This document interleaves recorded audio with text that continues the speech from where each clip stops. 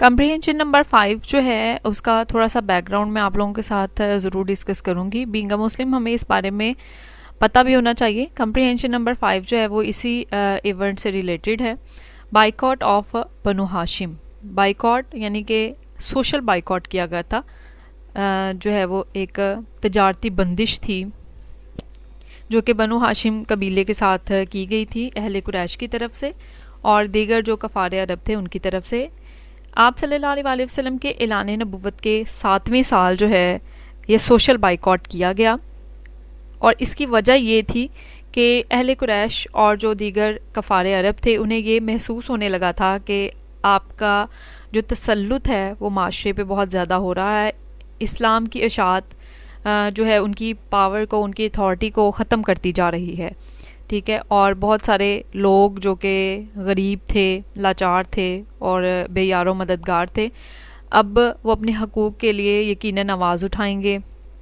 और बहुत सारे ऐसे लोग जिन पे वो मुजालिम कर रहे थे अपने ग़ुलामों वगैरह पर, वो उनके सामने जो है वो डट के खड़े हो जाएंगे। तो इस सारी सिचुएशन को देखते हुए जब उनके पास कोई और हल जो है वो नहीं था, जैसा कि हमने लेक्चर में भी ये पढ़ा था कि उन्होंने एक डेलीगेशन भेजा था आप सल्लल्लाहु अलैहि वसल्लम के चचा की तरफ और आप सल्लल्लाहु अलैहि वसल्लम ने बड़े एहसन अंदाज में जो है वो ये उनकी जो भी ऑफ़र थी कि वो इस्लाम को तर्क कर दें या फिर जो है वो दुश्मनी मोल लें, तो उन्होंने बड़े अच्छे अल्फाज में जो है वो उन्हें जवाब दिया था। उसके बाद ये सोशल बाइकॉट का ऐलान किया गया आप सल्लल्लाहु अलैहि वसल्लम के कबीले की तरफ। उन्होंने ये सोशल बाइकॉट का ऐलान किया था और इसकी एक कॉपी मादा जो था ये तय पाया कि अगर आप अल्लाह ताला को मानने से इनकार नहीं करेंगे और बुत परस्ती की तरफ वापस नहीं लौट के आएंगे तो फिर आप शब अबी तालिब की जो घाटी है वहाँ पर चले जाएं और तब तक वहाँ रहें जब तक कि आप अपने फ़ैसले से वापस नहीं चले जाते। आप सल्लल्लाहु अलैहि वसल्लम के जो ख़ानदान था, दीगर जो कबीले के लोग थे, इनका साथ देने के लिए इस माहदे में शरीक हुए, सवाए एक अबू लहब के, जिसने जो कि उन्हीं के कबीले से था लेकिन उसने साथ देने से साफ इनकार किया। जब ये माहदा तय पाया तो शब अबी तालिब की घाटी में 3 साल के लिए महसूर होना पड़ा। 616 से 619 की ये बात है। फिर उसके बाद जब ये इस माहदे के दौरान बहुत सारी सख्तियाँ और बहुत सारे मुजालिम थे जो कि देखने पड़े। इन टर्म्स में ये चीज़ें मौजूद थी that no one should marry their women और not give women for them to marry and no one should either buy from them और सेल टू देम, यानी कि ना तो कोई चीज़ ख़रीदी जाएगी इस कबीले से, ना ही कोई चीज़ बेची जाएगी, ना ही जो है वो इस कबीले में कोई शादी करेगा। और ये रिटन फॉर्म में सारा कुछ जो है वो लटकाया गया था। चूँकि मुक़द्दस जगह समझा जाता था खाना काबा को इस्लाम से पहले भी, तो वहाँ पे जो है वो ये चीज़ लटकाई गई एक रिटन फॉर्म में। ये सारी डिस्कशन जो है वो हमने इस पैराग्राफ में देखनी है briefly. From 3 years the master and all his relatives lived in this valley. 3 साल के लिए मास्टर यहाँ पे आप सल्लल्लाहु अलैहि वसल्लम को कहा गया है। आप सल्लल्लाहु अलैहि वसल्लम और आपके सारे रिश्तेदार जो है वो इस वादी में रहे। Many of the Muslims to join them, बहुत सारे मुसलमान जो है वो भी आपके साथ मिल गए। All supplies to the valley were cut off, जैसा कि हमने पहले भी मैंने आपको बताया कि तमाम जो रसद थी, फराहमी थी चीज़ों की, वो ख़त्म कर दी गई थी इस वादी में जाने के लिए।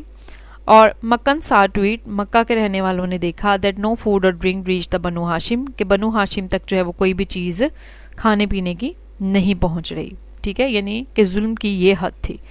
The poor Banu Hashim had to live on the leaves and roots of trees and bushes. जब 3 साल तक ये हालात रहे तो ये सिचुएशन आ गई कि उन्हें दरख्तों को पत्ते और झाड़ियाँ वगैरह जो है वो खानी पड़ी। The condition of the children was particularly pitiable, बच्चों की हालत जो है वो बहुत ही ज़्यादा काबिल तरस थी। ये एक इमेज मैंने आपको शेयर किया है, इमेजिनरी जो है वो ये एक मादा है। आप देख सकते हैं इसमें कि 619 से 616 से 619 तक जो है वो ये मादा रहा था आप सल्लल्लाहु अलैहि वसल्लम के ख़ानदान के साथ कुरैश की जानिब से। और फिर इसको जब ख़त्म किया गया तो ये भी एक बहुत खूबसूरत वाक़या है कि आप सल्लल्लाहु अलैहि वसल्लम ने अपने चचा से कहा कि खाना काबा में जो तहरीर लटकाई गई थी, जो माहदा लटकाया गया था, वो सारा का सारा दीमक चाट गई है और उसमें से सिर्फ अल्लाह ताला का नाम बाकी रहा है। आप उनके जो है वो सरदार जो हैं कबाइल के, उनको ये बात बताएं। तो हज़रत अबू तालिब ने उन्हें ये बात बताई जब खाना काबा में जाके, तो उन्होंने कहा कि अगर ऐसा हुआ तो हम ये मादा ख़त्म कर देंगे, ऐसा नहीं पॉसिबल, ठीक है, कि सब दीमक खा जाए और सिर्फ अल्लाह का नाम वो रहने दे। तो जब उन्होंने देखा तो ज़ाहिर सी बात है आप सल्लल्लाहु अलैहि वसल्लम को अल्लाह ताला ने ये बात इल्हाम की सूरत में बताई थी।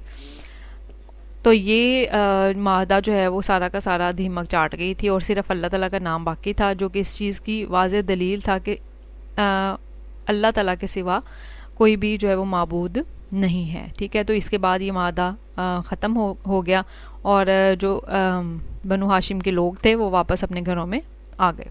दे tore to pieces the agreement hanging in the Kaaba. The hunger stricken Banu Hashim were thus able to come back to their homes. ये जो घाटी है शिब अबी तालिब की, ये सफ़ा मरवा की जो पहाड़ी है उसके बिल्कुल पीछे वाक़या है। अब तो प्रोमिनेंट इसकी जो है वो कोई बाउंड्री नहीं है।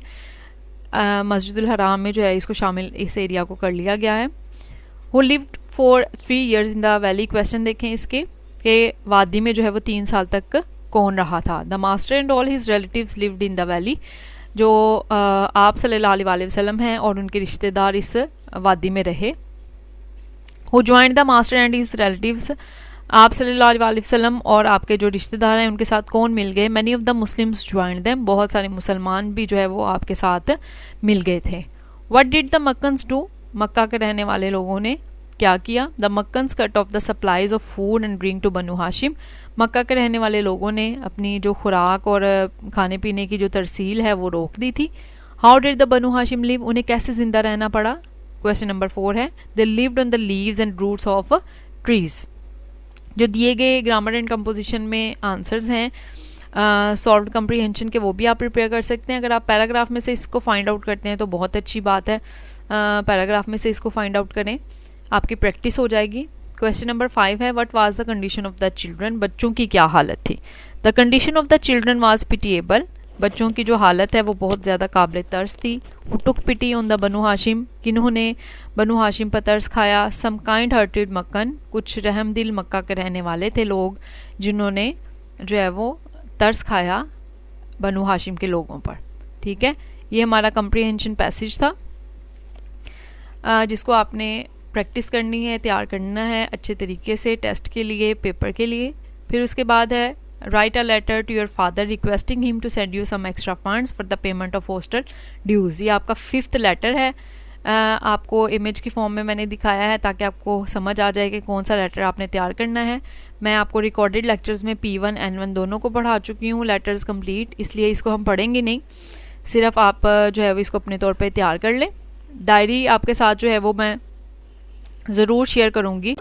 जैसा कि मैं डेली आपको ये बताती हूँ कि डायरी शेयर करने का मकसद है कि आप अपनी डायरी में इसको नोट डाउन कर लें या अपने नीट रजिस्टर की बैक साइड पे इसको लिख लें ताकि डे वाइज आपको पता हो अपना काम आपने क्या किया है, आपका कितना सिलेबस जो है वो हो चुका है, ठीक है। Prepare and practice unit number 1 question answer. 4 question answer हमने किए हैं ताकि अच्छी तरह याद हो जाएं। फिर हमने ग्लॉसरी जो रिमेनिंग थी हाफ वो की है, MCQs किए हैं स्पेलिंग और सिनोनिम्स के, ठीक है। उसके बाद ग्रामर में से हमने लेटर नंबर 5 और कम्प्रीहेंशन नंबर 5 तैयार किए। इस सारे काम में से अगर आपको किसी बात की जो है वो समझ नहीं आई तो आप दोबारा से मुझसे पूछ सकते हैं। लिखना आपने इसमें से सिर्फ क्वेश्चन आंसर को है और कोई भी डायरी आपने तैयार करनी है याद करने के लिए। कोई भी डायरी जो है वो लिखनी नहीं है, रिटन फॉर्म में नहीं लानी। टेस्ट जो मैं आपके साथ शेयर करूँगी उसमें आप ऑब्जेक्टिव और सब्जेक्टिव पार्ट इस दफ़ा दोनों देखेंगे, टेस्ट 1 में नहीं थे। टेस्ट जो आप करते हैं वो अपनी नीट नोटबुक जो आपकी समर वेकेशन होमवर्क वाली नोटबुक है उसी पे लिखा करें और फिर उसी पे सेल्फ चेक किया करें अगले दिन जो आपके साथ लेक्चर शेयर होता है, ताकि वो भी आपके पास एक प्रॉपर फॉर्म में रहे। ब्लू मार्कर, ब्लू पेन का इस्तेमाल करें। अपने टेस्ट के दौरान भी आपकी राइटिंग भी अच्छी हो जाएगी और आपको जो है वो पेपर करने का तरीका भी आ जाएगा। अपना टेस्ट आपने ऑनेस्टली करना है। आई होप मुझे पूरी उम्मीद है, पूरा कॉन्फिडेंस है कि आप जो है वो अपना टेस्ट ऑनेस्टली करेंगे और उसको जो है वो चेक भी ऑनेस्टली करेंगे। आपके पेपर की प्रेपरेशन हो रही है, यूँ समझ लें कि एनुअल पेपर की प्रेपरेशन हो रही है, ठीक है। तो ये सोच के, ये जहन में बेटा आपने अपने रख के फिर जो है वो ये सारा सिलेबस भी तैयार करना है, और सारा जो डायरी वर्क है डेली का डेली आप करते जाएंगे, तो आप बर्डनाइज भी नहीं होंगे, ठीक है। अच्छा जी, उसके बाद एक और चीज़ जो मैंने आपके साथ डिस्कस करनी थी आज, वो ये थी कि जो चीज़ें आपको एग्ज़ामिनेशन पॉइंट ऑफ व्यू से बताई जाती हैं कि ये इंपॉर्टेंट है, उनको मार्क कर लिया करें अपने पास, ताकि आप उनको बहुत अच्छे तरीके से तैयार करें, ठीक है। हर लेक्चर में यकीनन हर टीचर आपको बताते हैं, मैं भी बताती हूँ, तो वो जो इम्पॉर्टेंट होते हैं आपके कुछ क्वेश्चंस या पैराग्राफ्स वगैरह जैसे रीडिंग ट्रांसलेशन के, तो उनको मार्क किया करें। सारा ही याद करना है, लेकिन उनको बहुत अच्छे तरीके से आपने तैयार करना है। Thank you so much students. If you have any problem and queries you may ask in comments. अल्लाह ताला आप सबको अपनी हिफ्ज़-ओ-अमान में रखे।